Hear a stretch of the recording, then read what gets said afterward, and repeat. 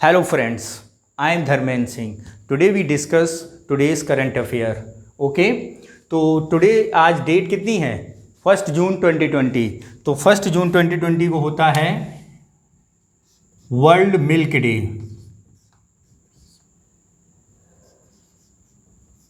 World milk day यानी विश्व दुग्ध दिवस.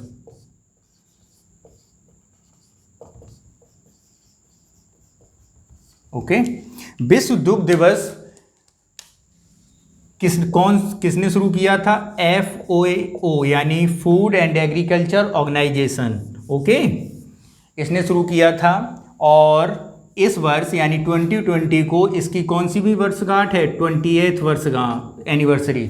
28th एनिवर्सरी यानी विश्व वर्ल्ड मिल्क डे इसलिए शुरू किया गया था. इसका पर्पज़ ये था कि दूध के महत्व को सभी लोगों को बताना. यानी दूध एक बहुत ही पौष्टिक आहार है और इसकी उपयोगिता सभी लोगों को बताने के लिए और दूध के प्रति उपलब्धता प्रति व्यक्ति सबकी उपलब्ध कराने के लिए. ओके, और इसके बाद अगर हम आज इस वर्ल्ड मिल्क डे की थीम देखें, इस वर्ष की थीम क्या थी? तो इस वर्ष की थीम थी 28th anniversary. 28th anniversary of world milk day. Okay, इस वर्ष की थीम क्या थी? 28th anniversary of world milk day. ये इस वर्ष की थीम थी, यानी विश्व 20वीं वर्षगांठ विश्व दुग्ध दिवस. ओके, यानी जैसे आप ये अंदाज़ा लगा सकते हैं, ये जो वर्ल्ड मिल्क डे स्टार्ट हुआ था 2001 से. ठीक, अब हम बात करते हैं इंडिया के प्रोस्पेक्टस में. भारत में कब मनाया जाता है? देखो, ये जो था ये world food and agriculture organization द्वारा प्रत्येक 1 जून को मनाया जाता है. भारत में जो ये मनाया जाता है वो मनाया जाता है 26 नवंबर को राष्ट्रीय दुग्ध दिवस होता है. क्या कब होता है? राष्ट्रीय दुग्ध दिवस. और 26 नवंबर को है हमारे श्वेत क्रांति यानी वाइट रेवोल्यूशन, श्वेत क्रांति के जन्मदाता डॉक्टर वर्गीस कुरियन की डेट ऑफ बर्थ. यानी उनकी डेट ऑफ बर्थ के दिन हमारे यहाँ मनाया जाता है नेशनल मिल्क डे. ठीक है, तो ये हो गई आज के दुग्ध दिवस की बातें. अब हम चलते हैं अपनी अगली न्यूज़ के पास. तो हमारी आज की अगली न्यूज़ है my life my yoga. My life my yoga.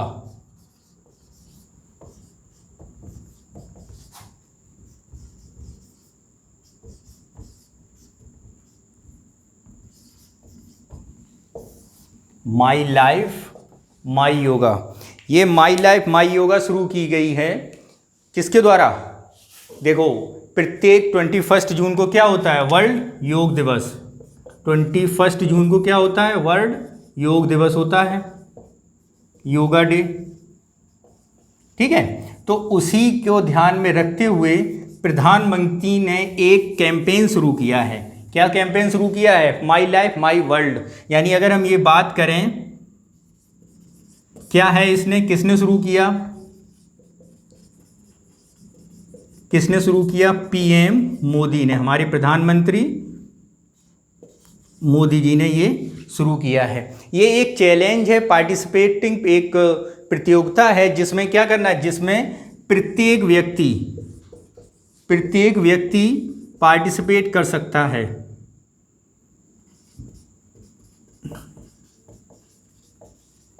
प्रत्येक व्यक्ति भाग ले सकता है. ठीक है, और इसमें प्राइज भी रखे गए हैं. First prize 1 lakh, second prize 50,000 और थर्ड प्राइज है आपका 25,000. ठीक है, यानी अगर हम बात करें प्राइज की तो इसमें प्राइज किए गए हैं. फर्स्ट प्राइज आपका है 1 लाख, सेकेंड प्राइज आपका है 50,000, थर्ड प्राइज आपका है 25,000. 25,000. ओके, इसमें करना क्या है? How we participate. इसमें करना ये है, आपको 3 मिनट का वीडियो बना के भेजना है।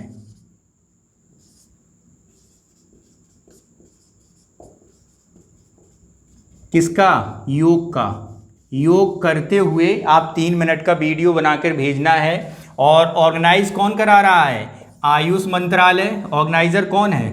अगर हम ऑर्गेनाइजर की बात करें, आयुष मंत्रालय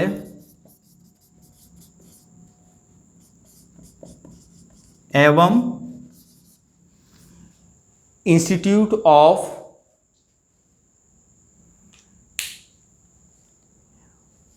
ICCR यानी भारतीय सांस्कृतिक अनुसंधान, भारतीय सांस्कृतिक अनुसंधान द्वारा। ओके, ठीक है। यानी क्या है? My life my wife PM Modi द्वारा शुरू की गई एक कैंपेन है जिसमें 3 प्राइज हैं। 3 prize, first prize 1 lakh, second prize 50,000, third prize 25,000। और इसमें आपको पार्टिसिपेट करना है। 3 मिनट का योगा करते हुए अपना वीडियो भेजना है। किस किस साइट पर? आयुष मंत्रालय पर और ICCR पर, यानी भारतीय सांस्कृतिक अनुसंधान पर। ओके, तो ये रहा हमारा आज का 3rd करंट। इसके बाद हम लोग चलते हैं नेक्स्ट अपने पास। अपना नेक्स्ट है वन नेशन वन कार्ड योजना। एक नई योजना और शुरू की गई है।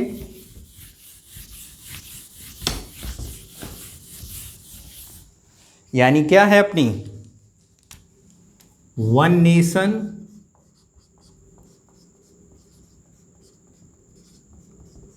One card. इसमें क्या है? इसमें ये कहा गया है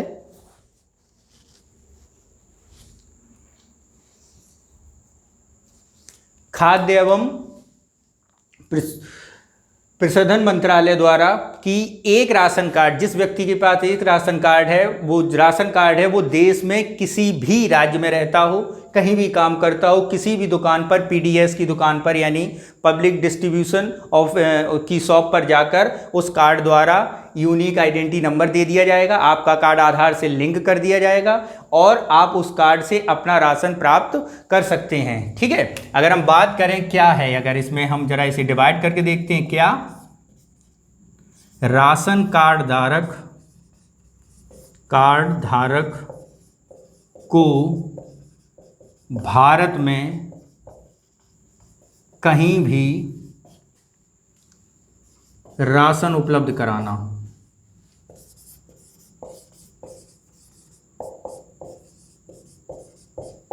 ठीक है, भारत में कहीं भी आपको राशन उपलब्ध हो जाएगा।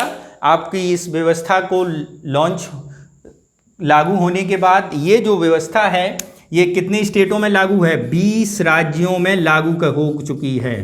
राज्यों में लागू हो चुकी है 20 राज्य, जैसे 20 राज्य और यूनियन टेरिटरी, केंद्र शासित प्रदेशों में, जैसे आपका दमन दीव, गुजरात, हरियाणा, पश्चिम बंगाल, उत्तर प्रदेश, मध्य प्रदेश, राजस्थान, महाराष्ट्र, सिक्किम, मिजोरम, अरुणाचल प्रदेश, मणिपुर, त्रिपुरा, ऐसे गोवा, सारे राज्यों में क्या है? ये लागू हो चुकी है। और आप इसमें एक डेडलाइन भी है कि 31 मार्च 2021 को पूरे भारत में लागू करना है।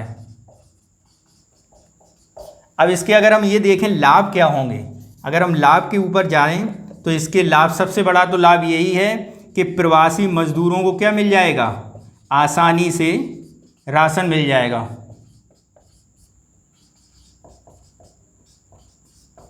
राशन उपलब्ध हो जाएगा। दूसरा, भ्रष्टाचार कम होगा कि एक दुकान से नहीं मिल रहा है तो क्या है, आप दूसरी दुकान पे जाकर ले सकते हैं। ठीक है, एक इसमें होगा क्या? इसमें ये होगा कि आपके राशन कार्ड का नंबर आपके आधार कार्ड से लिंक कर दिया जाएगा और आपको यूनिक ID द्वारा का एक नंबर द्वारा आपको देश के किसी भी कोने में, किसी भी राज्य में आप रह रहे हो, वहाँ जाके अपने कार्ड से सस्ते दामों पे क्या कर लेंगे? राशन प्राप्त कर लेंगे। ओके, तो ये हो गया आपका वन नेशन वन कार्ड योजना। अब नेक्स्ट आपकी न्यूज़ है आज की, एक एनवायरनमेंट से संबंधित। इन्वायरमेंट से संबंधित आपकी नेक्स्ट न्यूज है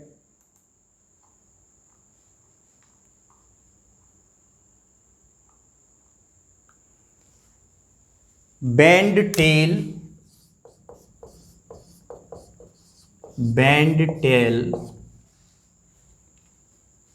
Scorpio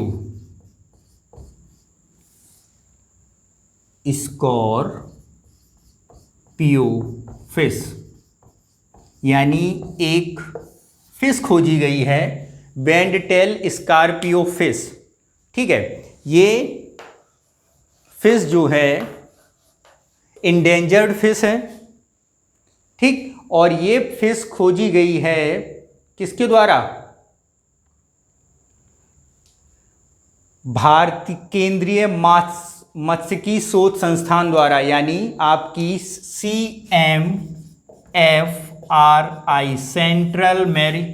central marine fisheries research institute द्वारा खोजी गई है। ठीक, तो ये जो है आपकी, अगर हम ये बोलें कहाँ खोजी गई स्थान, यानी बे ऑफ मन्नार की खाड़ी पर, मन्नार की खाड़ी के पास ये फिश खोजी गई है। और इसकी विशेषता ये है कि ये अपना रंग चेंज कर लेती है। अगर हम इसकी विशेषता के बारे में देखें, विशेषता इसमें क्या है?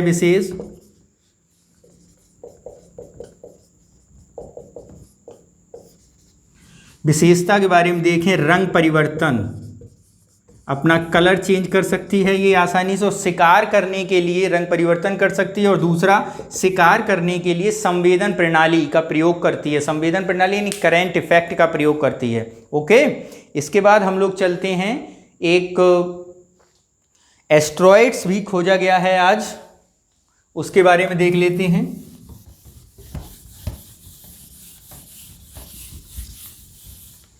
एस्ट्रॉइड एक खोजा गया है जिसका नाम देखो, एस्ट्रॉइड क्या है? एस्ट्रॉइड मंगल और बृहस्पति की बेल्ट पर जो आसपास जो क्षेत्र है, मंगल और प्लेनेट और बृहस्पति प्लेनेट, इसकी जो बेल्ट है बीच की, यहाँ पर कई ऐसी एस्ट्रॉइड्स, ऐसी बॉडी हैं, ऐसे सैटेलाइट्स हैं, ऐसी कॉमेट्स और एस्ट्रॉइड्स हैं जो सूर्य की परिक्रमा करते हैं, सन की परिक्रमा करते हैं। और ये इसमें है तो क्या है? इसमें धूल के कण, बर्फ, गैस, इनके क्या हैं? बादल से हैं। ठीक है, तो बृहस्पति के पास ही एक ऐसा एस्ट्रॉइड्स खोजा गया है और उसको नाम दिया गया है 2019 LD2, यानी अगर हम देखें क्षुद्र ग्रह, यानी एस्ट्रॉइड खोजा गया है।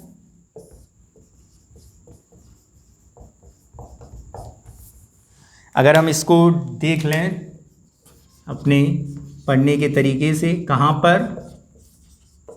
जुपिटर के पास बृहस्पति, यानी आपका जुपिटर के समीप खोजा गया है। और इसका नाम क्या दिया गया है? इसको नाम दिया गया है 2000 LD2। क्या दिया गया है? 2000 LD2।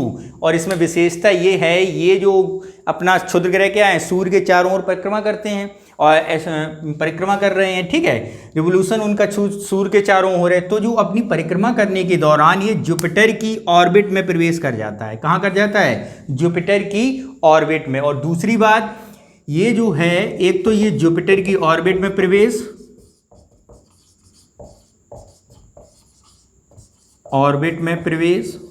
और दूसरा ये धूमकेतु की तरह दिखता है, कॉमेट्स की तरह दिखता है। अब धूमकेतु क्या होते हैं? धूमकेतु यानी जो सूर्य की परिक्रमा कर रहे हैं और गैसों, धूल के कणों के झुंड होते हैं, और जो सूर्य की तरफ जाते टाइम और उनका पूंछ जैसी आकृति होती है। ठीक है, तो ये चीज़ें हैं। तो कॉमेट्स की तरह है ये, इसलिए इसको जानना जरूरी था। ठीक, तो ये हो गया। और एक चर्चा का विषय आज दिन भर रहा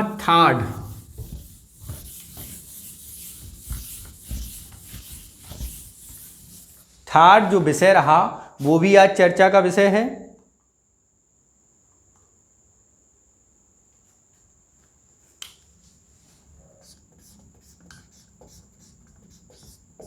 थर्ड क्या है? थर्ड है आपका terminal high altitude area defence. क्या है? टर्मिनल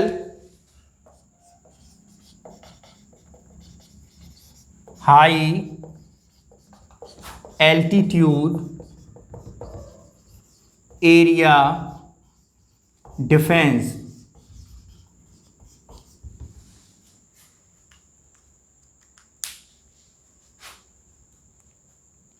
एरिया डिफेंस, इसमें क्या है, ये चर्चा में क्यों? देखो, ये एक सिस्टम है जो यूएसए ने अपने सुरक्षा की लिहाज से कुछ देशों में स्थापित किया गया। ये बैलिस्टिक मिसाइल सिस्टम है जो क्या करता है, जो अटैक होता है मिसाइलों को, उसको उसकी ही स्पीड से यानी या उसकी वेलोसिटिक स्पीड से ही क्या कर देता है, इसकी एनर्जी को ही प्रयोग करके उसको क्या कर देता है, समाप्त कर देता है, ठीक है, नष्ट कर देता है। तो ये जो यूएसए, चीन ने ये कहा है कि अपनी थर्ड की सिस्टम का प्रयोग करके अमेरिका क्या कर रहा है, अमेरिका, जापान और साउथ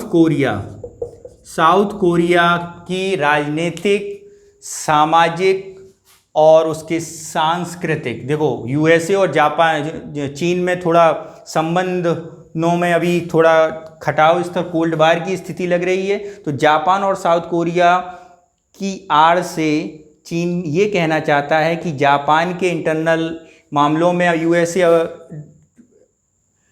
यूएसए क्या करता है, इंटरफेयर करता है और साउथ कोरिया में इंटरफेयर करता है। तो उसकी डिफेंस प्रणाली ये कहे, देखो थर्ड जो है वो यूएसए ने एक सिस्टम तैयार किया था खाड़ी युद्ध के बाद। अगर हम एक बार देख लें इसका इतिहास, खाड़ी युद्ध के पश्चात यूएसए ने कुछ देशों को सुरक्षा के लिए, या फिर ये कह दें कि अपनी उपस्थिति दर्ज कराने के लिए, कुछ देशों में अपना एक डिफेंस प्रणाली खड़ी कर दी थी, स्थापित कर दी थी। जैसे आपकी बात करें तो यूएई में, तुर्की में, और आपकी साउथ कोरिया में और इज़राइल में, ठीक है। तो वहाँ क्या कर दिया था, वहाँ उन्होंने खाड़ी युद्ध के पश्चात 1991 के पश्चात ये अपने डिफेंस सिस्टम शुरू कर दिए। तो चीन ने यही आरोप लगाया है कि थर्ड की आड़ में क्या करता है, ये एक भय आतंकित क्षेत्र स्थापित कर देता है और जापान और साउथ कोरिया के मामलों में इंटरफेयर कर रहा है। ओके, तो थर्ड के बारे में आप समझ ही गए हैं। क्या है, एक thermal high altitude area defence system है जो क्या करता है, जो बैलिस्टिक मिसाइलों के अटैक को रोकता है, सिस्टम को रोकता है। तो ये आज का करंट अफेयर है। मुझे आशा है कि आप लोगों को पसंद आया होगा। तो आप इसका अगर पीडीएफ चाहते हैं तो हमारे टेलीग्राम चैनल पर इसका सब्सक्रिप्शन में इसे नीचे दिया गया है, उसमें आपको इसका पीडीएफ भी उपलब्ध है। Thank you.